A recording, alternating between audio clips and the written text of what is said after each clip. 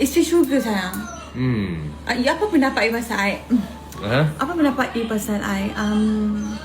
I ni macam mana? Isteri macam mana sayang? You ni isteri macam mana? Isteri syurga lah. Sama lah. Isteri syurga tu macam mana sayang? Kau patah buat semua suami bermasalah tau. Tak? Kau sedap lah tengah honeymoon. Kan kau tengah honeymoon sekarang. Cuba isteri syurga tu macam mana sayang? Jadi ni Fatah lah ni. Dia dekat mana tak tu? Patah. Ni isteri syurga macam ni sayang? Isteri syurga ni macam mana? Macam mana sayang? Macam mana sayang? Macam tu lah. Macam mana? Macam tu lah. Macam ni. Nampak? Isteri syurga ni ciri-ciri ke macam mana?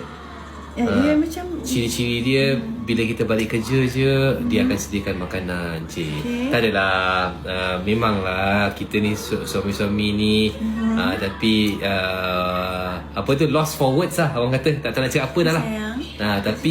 Tapi memanglah yang dia memang isteri syurga, isteri solehah kita lah.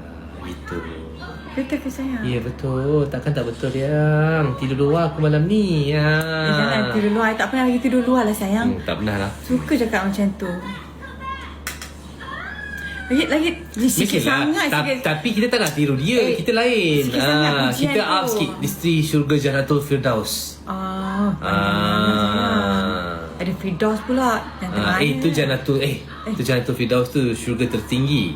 Okey sayang. Sayang.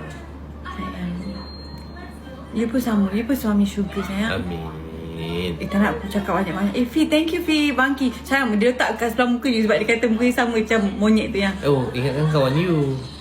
Tak, elok.